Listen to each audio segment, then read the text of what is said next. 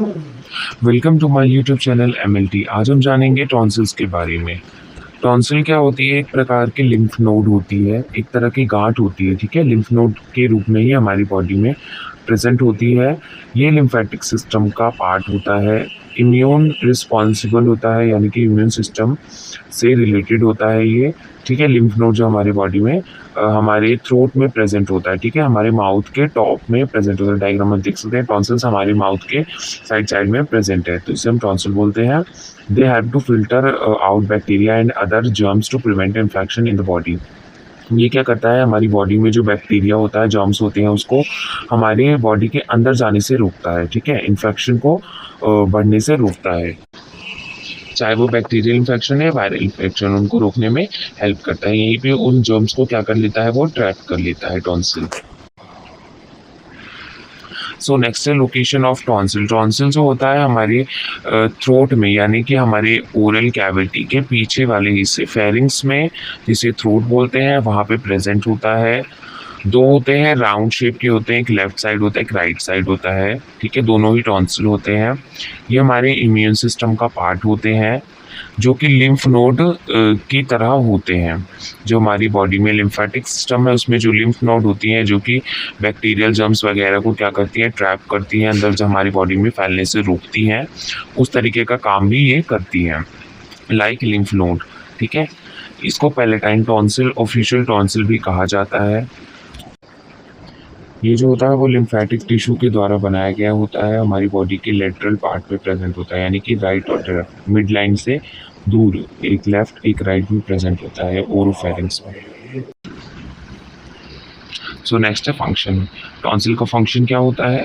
The main function of tonsil is fighting infection. जो हमारी body में इन्फेक्शन जाते हैं, उनको रोकने का काम करता है ये वहीं पर, हमारे मतलब बॉडी के अंदर नहीं जा पाता। ये हमारे फेरिंग्स यानी थ्रोट में ही क्या करता है? उन जर्म्स को, बैक्टीरिया को रोक लेता है।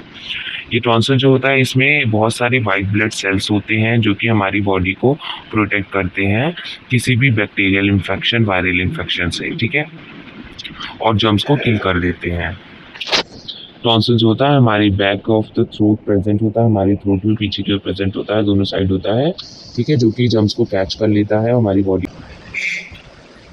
जो हमारे टॉन्सिल होता है, डिफेंस मैकेनिज्म की तरह काम करता है, जो कि हम जर्म्स को, बैक्टीरियल इन्फेक्शन, जो भी चीज़ें होती है बैक्टीरिया, उनको क्या करता है? ट्रैप करके रखता है, हमारी बॉडी में अंदर जाने से रोक लेता है, जो कि हमारी बॉडी में इन्फेक्शन कॉज करता है, तो उसे रोकता है।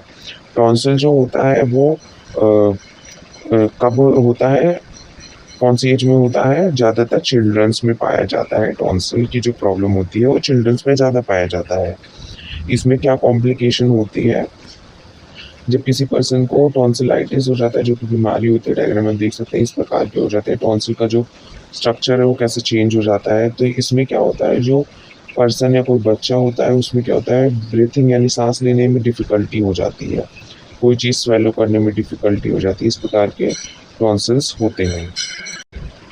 इसमें दो कॉम्प्लिकेशंस दिखाई गई है टॉन्सिल्स में, जो उसका स्ट्रक्चर चेंज हो जाता है, कोई इन्फेक्शन लग जाता है। तो पहला है टॉन्सिलर सेल्यूलोसिस, जो कि क्या होता है? इन्फेक्शन जब हमारी उसके सराउंड यानी उसके आसपास के टिश्यू में जो इन्फेक्शन आ जाता है, तो वो कुछ इस प्रकार का दिखने लगता है। डायग्राम में देख सकते हैं, उस टॉन्सिल के ऊपर जो वाइट कलर के स्पॉट्स आ जाते हैं, वो इस तरीके से दिखता है। दूसरा है पेरीटॉन्सिलर एबिसिस। ये क्या होता है? इसमें जो टॉन्सिल होता है वो क्या हो जाता है? उसके अंदर पस इकट्ठी हो जाती हैं, और उससे जो टॉन्सिल होता है वो थोड़ा बड़ा हो जाता है, जिससे कि बच्चे को या जिसको होता है उसको बोलने में भी दिक्कत होती है, साथ ही साथ स्वेलो करने में दिक्कत होती है, कोई चीज़ स्वेलो करने में, साथ ही साथ ब्रीथिंग में प्रॉब्लम हो जाती है। नेक्स्ट है कॉजेस क्या होते हैं। टॉन्सिल किसकी वजह से होते हैं? वायरसेस की वजह से होते हैं, और समटाइम ये बैक्टीरियल इन्फेक्शन की वजह से भी होते हैं। स्ट्रेप्टोकोकस पायोजेनिस, डायग्राम में देख सकते हैं, चेन लाइक स्ट्रक्चर में जो है, ये क्या है? स्ट्रेप्टोकोकस पायोजेनिस है, जो कि टॉन्सिलाइटिस कॉज करता है, ठीक है। और जो हाईली टॉन्सिलाइटिस जो कॉज करता है वो होता है एप्स्टीन बार वायरस। इसकी वजह से जो टॉन्सिल होता है वो ज़्यादा हाईली कॉज्ड हो जाता है, यानी हो जाता है पर्सन को। ये वायरस है और वो बैक्टीरिया की वजह से होता है। इसके सिम्पटम क्या होता है? फ़ीवर हो जाता है, बैड ब्रीथ यानी साँस लेने में दिक्कत होती है, हेडेक होता है और स्वेलिंग में डिफ़िकल्टी होती है। साथ ही साथ इसका डायग्नोसिस हम कुछ इस प्रकार करते हैं कि जो डॉक्टर होता है सबसे पहले वो बच्चे या जिस पर्सन को होता है उसको फिजिकल एग्जामिनेशन करता है, यानी कि उसे देखता है, चेक करता है। कैसे? सबसे पहले उसकी ब्रीथिंग चेक करता है स्टेथोस्कोप से कि उसकी जो बच्चे की ब्रीथिंग है वो सही जा रही है, नहीं जा रही है। साथ ही साथ उसके नेक पर हाथ लगा के वो फील करता है कि वहाँ पे कोई स्वेलिंग यानी कि स्वेलो जो ग्लैंड होता है ना वो प्रेजेंट हो जाता है अगर उस बच्चे को टॉन्सिलाइटिस होता है तो। ठीक है? साथ ही साथ जो थ्रोट होता है हमारा वहाँ से स्वैब लेता है, ठीक है? स्वैब को कलेक्ट करता है, उसके बाद क्या करता है जो चिल्ड्रन का थ्रोट होता है वहाँ से क्या करता है स्वैबिंग करता है, उसके सैंपल लेता है, सैंपल लेके लेबोरेटरी में टेस्ट करता है कि किस वजह से उसको इन्फेक्शन हुआ है। डायग्नोसिस के बाद डायग्नोसिस में हम ये देखते हैं कि उसको जो इन्फेक्शन हुआ है वो किस तरीके से हुआ है, किस वायरल इन्फेक्शन या बैक्टीरिया की वजह से हुआ है। उसके बाद हम ट्रीटमेंट प्रोवाइड करते हैं। ट्रीटमेंट में अगर जो टॉन्सिलाइटिस होता है अगर वो कॉमन कोल्ड की वजह से हुआ है तो वो नॉर्मली ठीक हो जाता है, उसको किसी ट्रीटमेंट की ज़्यादा ज़रूरत नहीं होती। उसमें क्या होता है जो पर्सन होता है उसको फ्लूइड कंटेनिंग चीज़ लेनी चाहिए मतलब खाने में और रेस्ट करना चाहिए।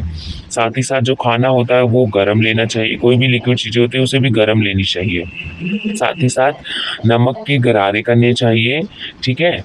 सॉल्ट वाटर का, ताकि जो वहाँ पे बैक्टीरिया या इन्फेक्शन हो जो कि कोल्ड की वजह से है वो ख़त्म हो जाए।